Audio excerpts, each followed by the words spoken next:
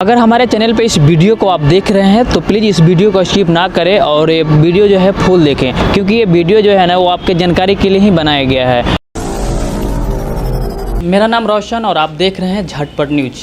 अभी हम एक ऐसे शख्स से मिलाने जा रहे हैं आप लोगों को कि आप जानेंगे तो बहुत कुछ सीखने को भी मिलेगा। और एक सेवा भाव से ये जुड़े हुए हैं एक संस्थान से और इनका नाम है विष्णु खेतान।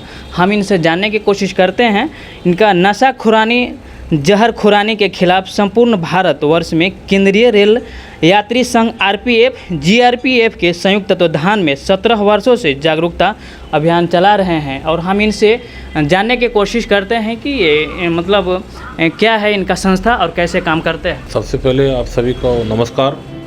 केंद्रीय रेलवे रेल यात्री संघ ये बिहार राज्य के भागलपुर के पीर पैंती गाँव की ये संस्था है जो संपूर्ण भारतवर्ष में निःशुल्क निस्वार्थ हमारी संस्था यात्रियों के बीच में नशा खुरानी जहर खुरानी के लिए जागरूकता अभियान चला रही है। सबसे पहले मैं आपको ये बताना चाहूँगा कि ट्रेनों में जब कोई नशा खुरानी जहर खुरानी का शिकार हो जाता है तो उस व्यक्ति की हालत एक मरे हुए व्यक्ति से भी बदतर हो जाती है और उस व्यक्ति को पता नहीं होता वो कौन है, कहाँ से आया है और कहाँ जाएगा।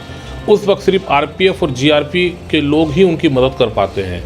खास करके अक्सर देखा गया है कि अच्छे कपड़े पहनकर चाहे वो महिलाएं हों या पुरुष हों, वो 5-5 हैंडसेट मोबाइल लैपटॉप रखकर आपसे अच्छी बातें करके एसी कोच हो या जनरल क्लास हो या स्लीपर हो, वो टारगेट करते हैं और आपके आसपास में आके बैठकर आपसे बातें करते हैं कि आप कहाँ तक जाएंगे और काफ़ी घुल मिल जाते हैं। उसके बाद वो आपको अपना शिकार बना लेते हैं। अक्सर तो ये लोग जानते हैं सभी लोग कि ट्रेनों में प्रसाद चाय बिस्किट्स पानी नहीं लेना, लेकिन उसके बावजूद भी अब नए तरीके से लोगों को बेहोश करने की प्रक्रिया चल रही है। जैसे कोल्ड ड्रिंक पानी की बोतल, आप ही की कोल्ड ड्रिंक या आप ही की पानी की बोतल लेकर उसको बेहोश कर दिया जाता है, जिसके कारण अक्सर देखा गया है कि लेट होने के कारण उनको प्रॉपर ट्रीटमेंट नहीं मिलने के कारण उस व्यक्ति की जान चली जाती है।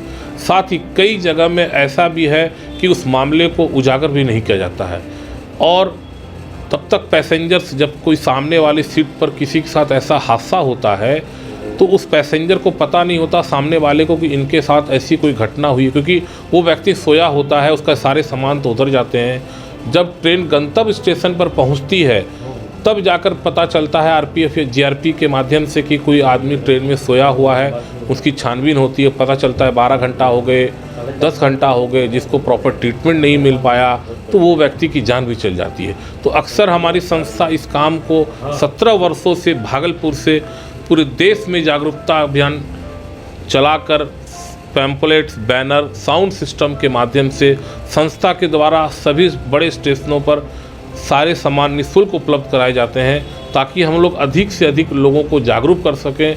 साथ ही आपके चैनल के माध्यम से ये भी हम अनुरोध करेंगे सभी से कि आप भी अपने घर पे अपने बच्चों के बीच जरूर इस बात को शेयर करें कि जब भी वो ट्रेन में चलें, कई लोग तो गेट के पावदान पे खड़े हो जाते हैं, सेल्फी फ़ोटो लेते हैं, जिसके कारण भी हादसा हो जाता है।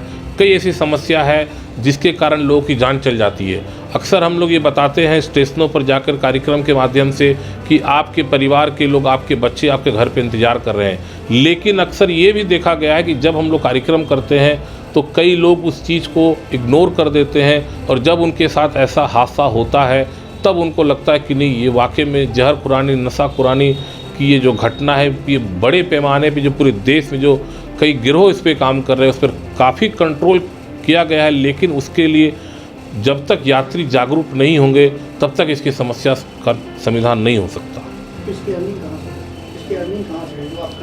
सर, आप जो संस्था के लिए काम कर रहे हैं तो इसका फंडिंग वगैरह मतलब कैसे करते हैं, वो थोड़ा सबसे महत्वपूर्ण ये कि जो संस्था है केंद्रीय रेलवे रेल यात्री संघ, ये रजिस्टर्ड संस्था है हमारी, लेकिन ये कोई एनजीओ नहीं है, ना सरकारी ना गैर सरकारी कोई फंड हमारे पास नहीं है, ना ही हमारी संस्था किसी का 1 रुपया डोनेशन लेती है।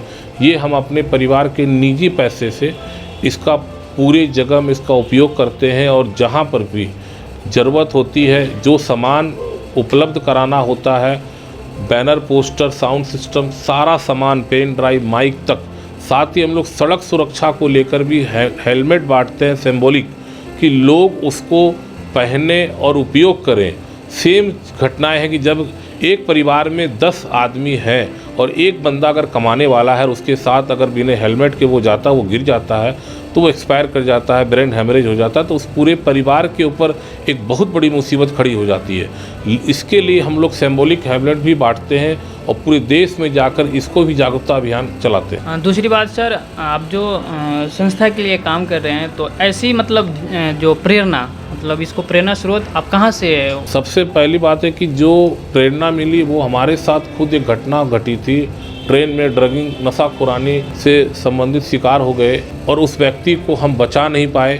वो साहेबगंज झारखंड से कलकत्ता तक के लिए वो सफ़र कर रहे थे, हमारे सामने वाले सीट पर बैठे थे। एक बंदा उनसे बातचीत कर रहा था, मुझे पता नहीं क्या है नहीं है, लेकिन वो बार बार कह रहे थे कि मेरी 2 बच्ची कलकत्ते में पढ़ती है, मैं उससे मिलने जा रहा हूँ। और फिर वो आपस में वो लोग क्या बात किए पता नहीं, लेकिन सवेरे 4 बजे उनके मुंह से फेन आ रहे थे। पैसेंजर्स को मैंने कहा तो ये किसी ने कहा कि ये मरने वाला है, किसी ने कहा कि इसको कुछ हो गया है, मिर्गी है, लेकिन मदद नहीं मिल पाई। हावड़ा स्टेशन पर जब ट्रेन पहुंचती है सभी लोग उतर के चले गए, तो कूली को मैंने बुलाया कि इनको कहाँ ले जाऊँ। मैं उस समय जानता नहीं था RPF GRP का मतलब, तो किसी ने बताया कूली ने कि यहाँ पर रेल पुलिस में जाना होगा, तो वहाँ मैं उनको लेकर गया, बातचीत वगैरह हुई, वहाँ पर उन लोगों ने उसको इलाज के लिए भेजा। लेकिन मैं जब वहाँ से उनको एंट्री करा के चला गया, फिर 2-3 बजे के लमसम पहुँचा तो पता चला, मैंने उनसे पूछा कि सौकाले एक तो ट्रेन ऐसे चिलम हावड़ा जमालपुर थी के अटल लोग ऐसे चिलम, तो उन्होंने बताया कि ओटा मारा गए। ये बात हमारे जहन में इस तरह से बैठ गई कि शायद अगर मैं उनको बचा पाता या मैं उस लायक होता कि उनको मदद कर पाता तो मैं उनको बर्दवान स्टेशन पर ही उनकी व्यवस्था कर पाता, लेकिन ऐसा नहीं हो पाया। तब हमने एक संस्था बनाई ईस्टर्न रेलवे रेल यात्री संघ के नाम से, और आज ये केंद्रीय रेलवे रेल यात्री संघ के नाम से कश्मीर से कन्याकुमारी तक हमारी संस्था इस काम को कर रही है। सर कितने लोग जुड़े हैं इसमें? इसमें हजारों लोग जुड़े हैं, लेकिन सिर्फ सेवा भाव से ही हमने उनको ये कर रखा है। उनका भी इसमें 1 रुपया कोई सहयोग हम नहीं लेते। आगे क्या उम्मीद रखते हैं आप? उम्मीद की ये बात है कि जो कॉर्पोरेशन सरकार से मिल पा रहा है सहयोग का मतलब कि जहाँ भी मैं स्टेशंस पे कार्यक्रम करता हूँ वहाँ मैं RPF के IG हो या DG हो या किसी भी राज्य के जो DG हैं, ADG रेल है, उनका काफ़ी सहयोग SRP का हमेशा मिलता रहा है।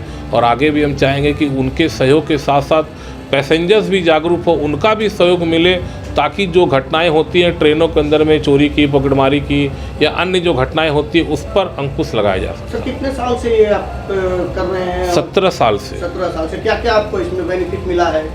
क्या लग रहा है कि आप तरक्की के ओर जा रहे हैं या नहीं जा रहे हैं? सबसे ज़्यादा इस बात का मैंने अनुभव किया कि तरक्की की ओर तो गया ही हूँ और जा ही रहे हैं। साथ ही जब किसी की बच्ची भाग जाती है, उसके साथ कोई प्रॉब्लम हो जाती है, तो एक राज्य से दूसरे राज्य में जो RPF और GRP का जो सहयोग हमें हमारी संस्था को मिल रहा है, उससे हम किसी के बच्चे को उनको मिलाने का भी काम कर पा रहे हैं। ये सबसे बड़ा हमारी संस्था का अचीवमेंट है। सर पटना में रेलवे के द्वारा केवल या फिर किसी और थानों के द्वारा भी आपको कोई अथी मिलता है? मिलता है। कई ऐसे ज़िला हैं बिहार में नहीं, राजस्थान में झुंझुनू हो, जयपुर हो, उत्तर प्रदेश में कई ऐसे ज़िला हैं, चाहे बिहार में हो, कि वहाँ के भी कई ऐसे थाने के लोग के साथ साथ हमारे ज़िला के कई सीनियर SP हैं जो हम लोगों से जुड़े हुए हैं, और उनके माध्यम से जो फ़ोटोज़ आती हैं, उनके द्वारा जो मैसेज होता है, उसको हम लोग ग्रुप में शेयर करके उस काम को भी करते हैं, ताकि उनको भी जो है